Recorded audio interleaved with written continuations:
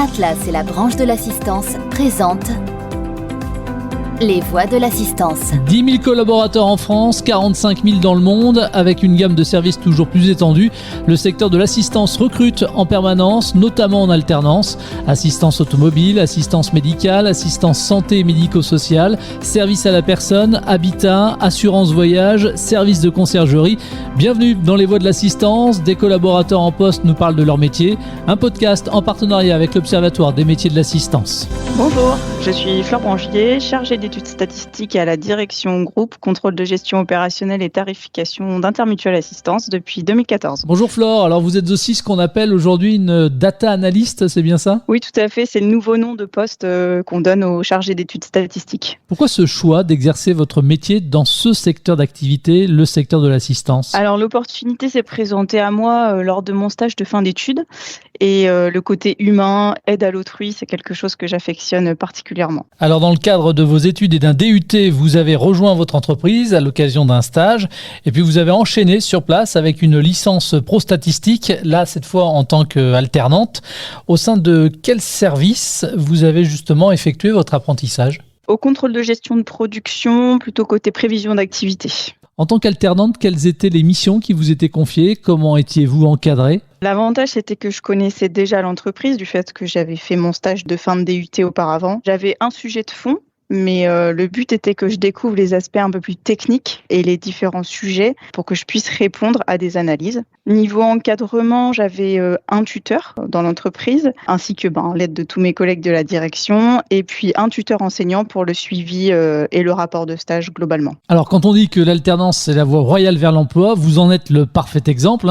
Votre licence en poche, vous avez signé un CDD puis un CDI en tant que chargé d'études statistiques au service reporting et analyse opérationnelle. Dans votre secteur d'activité justement, en quoi consiste concrètement le métier de chargé d'études statistiques ? On contribue au pilotage économique et opérationnel du groupe via la fourniture d'analyses statistiques, par exemple. On participe à la cohérence globale des données, des indicateurs. Et puis, on est responsable de la communication chiffrée en externe, donc à nos clients et nos actionnaires avec des tableaux de bord, des reportings et des analyses. Et histoire que ce soit un peu plus concret encore pour celles et ceux qui nous écoutent, est-ce qu'on peut donner comme ça quelques missions sur lesquelles vous travaillez là actuellement ?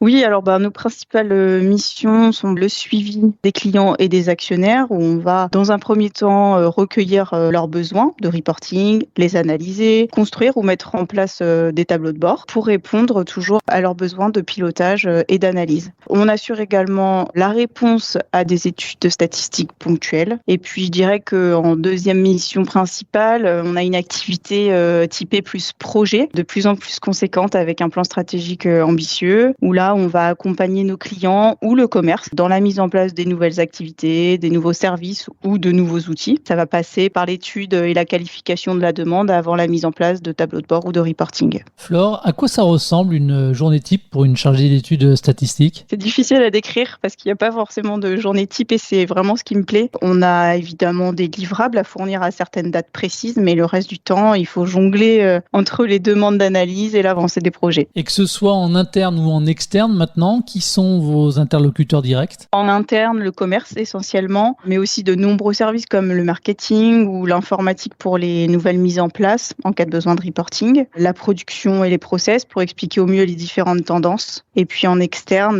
nos grands comptes ou les actionnaires. Quelles sont les compétences maintenant, compétences techniques à maîtriser pour exercer la profession de chargé d'études statistiques ? Est-ce qu'il y a aussi des logiciels, par exemple, à maîtriser ? Avoir de l'appétence pour les chiffres et l'analyse, bien entendu. Et puis, oui, il y a certains logiciels à maîtriser, mais ils sont généralement vus dans les formations auparavant. Ok, donc ça se fait, quoi. Oui, tout à fait. En termes de soft maintenant, de compétences douces, de savoir-être, quelles peuvent être les qualités requises pour pouvoir exercer ce métier ? Je dirais être rigoureux, organisé, réactif, savoir s'adapter en fonction de la priorité des sujets. Et histoire comme ça entre nous, là, d'être parfaitement transparent, quelles peuvent être les difficultés éventuelles auxquelles le chargé d'études statistiques peut être confronté ? Je dirais la qualité des données. C'est pas comme à l'école où les données sont toujours propres et il y a toujours une solution au final. Là, c'est différent. Au niveau de la qualité de vie au travail maintenant, comment ça se passe pour vous ? Vous évoluez dans quel environnement en fait ? Je suis dans un open space où chacun a son espace de travail. Je me déplace rarement, principalement sinon chez nos différents actionnaires niortais pour faciliter le partage et les interactions. Les horaires, évidemment, on travaille en semaine. Depuis le Covid, on peut faire du télétravail si on le souhaite. On a un quota annuel et puis on le répartit à notre convenance en fonction des activités, des réunions, etc. Puis après, on a quand même de nombreux avantages. On a la chance de pouvoir évoluer, de pouvoir se former en interne, de changer de service. Et puis par le nombre de congés également, le comité d'entreprise. Alors Flore, je vais rebondir par rapport à ce que vous venez de dire parce que vous parlez d'évolution. En tant que chargé d'études statistiques, quelles sont justement les perspectives d'évolution de carrière ? Les perspectives d'évolution de carrière de mon côté, ce serait de devenir responsable d'études statistiques dans un premier temps et puis après, on verra.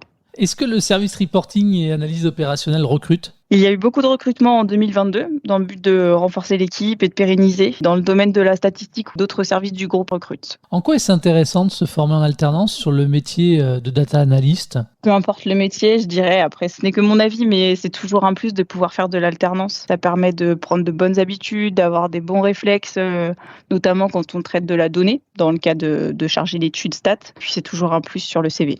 Et là, c'est à l'ancienne alternante que je m'adresse. Quelles sont les qualités requises justement pour réussir son alternance dans ce secteur d'activité précisément ? Être curieux, faire voir qu'on s'intéresse au sujet, ne pas hésiter à poser des questions, puis surtout l'investissement. Je pense que c'est pour moi la chose la plus importante. Alors certaines mauvaises langues pourraient dire que chargé d'études statistiques, c'est pas forcément le métier, le plus fun qui existe. Qu'est-ce qui vous plaît le plus dans ce métier justement finalement et vous motive chaque matin à vous lever pour aller travailler ? La diversité des sujets traités, le côté relationnel avec les échanges dans les différents services et puis le fait de ne pas avoir de programme préétabli et de devoir s'adapter tous les jours. Merci Flore d'être venue témoigner. Merci à vous. C'était Les Voix de l'Assistance, le podcast avec l'Observatoire des métiers de l'assistance. Merci de nous avoir suivis et à très vite pour un prochain épisode.